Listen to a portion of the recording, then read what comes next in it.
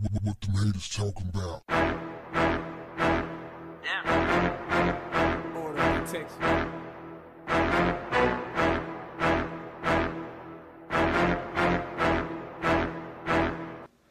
What's up, family? Barring a trade or an unexpected demotion to the NBA's Development League, 19-year-old Lonzo Ball will join the LA Lakers next season. This after LA selected him number 2 overall in the NBA draft Thursday night. I'm going to tell you like this, y'all. I like this kid. After all the predictions, the critiques, the hard work, the smoke screens, the loud talking, the hating, and all of that, LA made the obvious choice. They made the right choice for the kid from Chino Hills. And this is the guy that Magic Johnson said, who reminded him of himself. Now, y'all know, that's big when Magic Johnson say, "You remind me of myself," and you a basketball player. So this kid got it going on. I'm really excited to see him play in the league. I'm going to let y'all check out this video. Leave your comments, I'll come back with mine. All right, let's go to Lonzo Ball. He is joining us live right now at the Barclays Center in Brooklyn. Lonzo, thank you so much for joining us here on Eyewitness News, Channel 7 here in Los Angeles. What was the feeling like when you finally officially were selected by the Lakers when Adam Silver announced your name? The feeling was great. You know, I got to see my family. They saw me first, and then I got to walk up on stage, shake the commissioner's hand, and it's all been great from there. Has reality set in already? I know you must be in kind of a dream state. Your childhood dream has come true. Yeah, it's definitely setting in right now. I get to be a Laker, play for the hometown, and I just can't wait to get on the court. I was told that shortly after you were selected, Magic Johnson gave you a call. What was that conversation like? He was excited, you know, as I was, and you know, we're just happy to get to work together. Now, Lonzo, in Chino Hills, they're gathered at Buffalo Wild Wings. All of your fans, your loyal community supporters. What do you have to say to them after they've supported you all these years? Yeah, just thank you for all the support. You know, I'm looking to give back soon. You know, and hope the support continues. Do you feel that you're going to have any pressure on you playing in your own backyard here in Los Angeles? I feel people are going to try to put pressure on me, but for me personally, it's not really going to affect me. Okay. I really don't believe in pressure like that. All right, I'm going to have to ask you real quick about your dad. A lot of people talk about the dad, the drama that dad brings, Lavar. Tell people out there that they can just relax and just let things go. Yeah, man, just calm down. You know, I'm a Laker. Just be happy for me, and watch me when I get on the court. All right, well, congratulations once again, Lonzo. We're very happy for you. The newest member of the Los Angeles Lakers, and I assume he's going to be wearing number 2, Derek Fisher's old number. Thank you, Lonzo, and best of luck. We'll see you back here at home.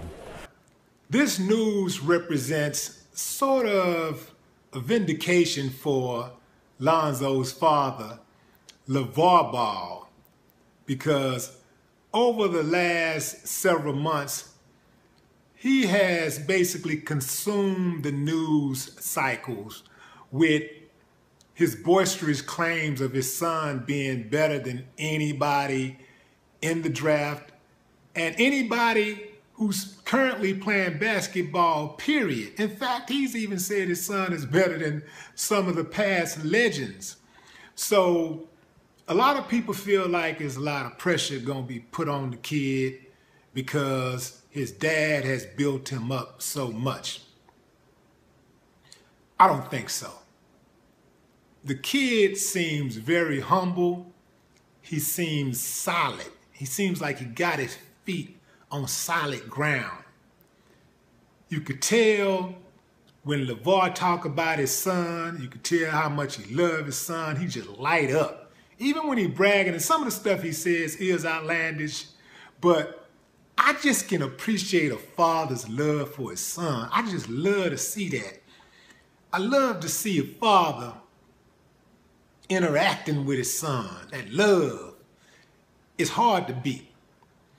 Just seeing him standing up for his son, championing his son's causes all the time. He got 3 of them, and he got 2 that's coming after Lonzo, and they're really good too, especially the younger one. I think the younger one is like 15, but they're all good, very good. He's even made the claim that all of his sons are gonna not only play in the NBA, but they're gonna play for the Lakers. Now I'm laughing because that sounds crazy.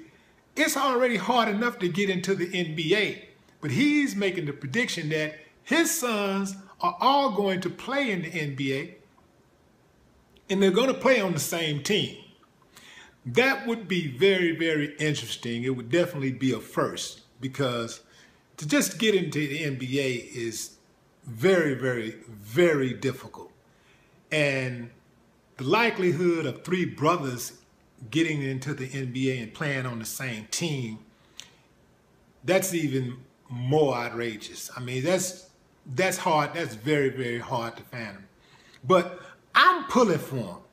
I hope they do it. I hope they break the bank. A lot of people was mad at Lavar Ball when he decided to go and design his own tennis shoes for his sons. He gave them their own patent. He was like, we ain't finna deal with Nike. If Nike don't give us $1 billion, if Reebok or whoever, if they don't give us $1 billion, we're gonna do our own thing. So they didn't step up to give them $1 billion. So they went out and they designed their own shoe. They manufactured their own shoe. They cut the middleman out, and they're taking all the money. All the money. Now, some people looked at that situation like it was totally outlandish, like impossible. You can't do that. You can't do that. Who does that? Well, who does that? The people who started Nike, the people who started Adidas, who started Under Armour, the people who started Chuck Taylor, and on and on and on. You have to start somewhere. All of these huge companies, they wasn't always huge. In the beginning, they were very, very, very, very small. In fact, some of them were just an idea. That's all it was an idea. And imagine how many people told the owners of those companies, the founders of those companies, how crazy they were. You're not gonna come into the market and take a 70% share of the shoe market. Nike, are you crazy? And you're not gonna be able to come into the game. You're a new guy. You're not gonna be able to come into the game and be able to attract superstar athletes and give them contracts, and they're gonna be able to be signed to you exclusively. That's never gonna happen. That's not gonna happen. I love the dude's confidence. I love the motivation. I love the drive. I love the fact that he got that attitude like, I'm gonna prove you wrong, and we're gonna do it our way. That's how he be talking. He's like, we're gonna do it our way. Yeah, we're gonna do it. We're gonna do it like that. Yeah, you know, I love that swag. I love it.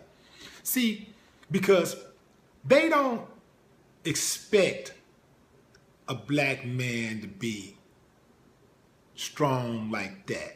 Stand on 2, speak his mind, say what he mean what he say, and do what he say, and be 100% involved in his son's upbringing. This ain't no father. This ain't the typical father they like to show who steps in the picture after his son gets drafted into the pros. This is not that guy. That's the one they like to prop up. That's not him. And I do believe that some of these fathers need to start standing up. I know a lot of fathers, they like to play the background and, let the mother get in the front. And a lot of times the mother take a lot of credit, and the mother do deserve a lot of credit oftentimes. But I've known situations where fathers have been very involved in their children's upbringing and their development. They've been there as coaches and teachers and counselors and friends, but they oftentimes don't get the credit. And a lot of it, I do believe, has to do with the father's reservations, where oftentimes a father just like, you know what, my job is to provide and protect. And as long as I'm doing that, I don't care about none of those accolades. I don't care about none of that attention. Man, get that camera out of my face. A lot of fathers are like that.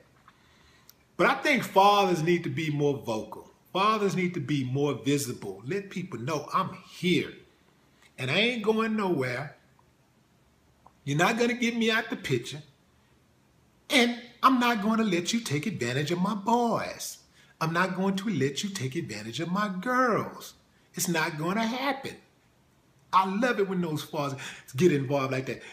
And I like this dude also because he reminds me of myself and how I feel about my boy. That's my boy. You dig? That's my boy that I'm raising to become a man. And he gets it. His boys get it. They remind me of my boy. They get it. And he gets it. I love the fact that he went and he created his own shoe, and people were like, well, nobody's going to buy it. It costs $400. Since when y'all gave a damn about how much shoes cost? Y'all spending $200, $300, $400, $500, $1,500 on sneakers. Man, I'm gonna tell you like this. If I could make a sneaker and put a $500,000 price tag on every damn pair, I'd do it. If they dumb enough to buy that damn shoe, I'm gonna be smart enough to sell it to them. That's business. That's business. Who says Chanel purse, a Ferragamo, or Louis Vuitton, or whatever? Who says a Gucci purse is worth $1,200? Gucci says it. That's who. You're only worth what you're willing to negotiate for yourself. Whatever I say I'm worth, that's my price. Hey, pay it or don't. You can take it or leave it, but that's my price. And I think it'd be a good idea if a lot of us out here started doing the same thing. I know we're talking about sports, but some of you guys that are watching this video right now, you got other skills. You got skills and you're lowballing your skills. Some of you guys can cook your asses off. Some of you guys are good nutritionists. You know how to meal prep. Some of y'all are good mechanics. Some of y'all are good coaches, good instructors, good teachers. Some of y'all are have good ideas. Some of y'all got great management skills. Some of you guys are good motivational speakers. You have it in you. But when you do offer your services, oftentimes you lowball yourself. You ask for way too little. I mean, you don't want to jump out there and be like, you know, I'm a brand new motivation speaker and I want 100,000 K. If Obama can get 100,000 K, I need to get 100,000 K. It don't work like that. You have to price yourself within reason. But if you're going to do anything, don't price yourself too cheap. Don't do that. Because a lot of times if you price yourself too cheap, people get to know you as being cheap. And it's kind of hard to change that price once they get used to getting you on the cheap. I remember when Nicki Minaj came out, I reached out to her people to book her. And she was going for like 30,000. This before she had a record out. This is why she's still doing features. This was unheard of when we were coming up. But she was doing features on Drake album and Wayne records and stuff like that. Hadn't even put a record out. Hadn't had her own single out yet. Charging $30,000 to do a show. Unheard of. Mostly in situations like that, brand new artists trying to get out there, ain't never sold one record, man, you can get those artists for. And she was hot though. I gotta say she was hot. But you can get those artists early on, $3,500, $5,000. If you gotta connect, $3,200, $2,000. She asked for $30,000 and she got it. Now some people balked at it. Some people didn't pay it. Some people did not pay it. But some was willing to pay that price. I'm not one of them. But she did get that number enough to say, you know what, that's my number. In fact, she stayed home. The phone wasn't ringing on that 30K. A few people called, but the phone didn't ring a lot. Had she came down on a price to like around 15, maybe 20, I'd have done it. But she stuck to her guns. If she'd have been 15, 20, she probably would have been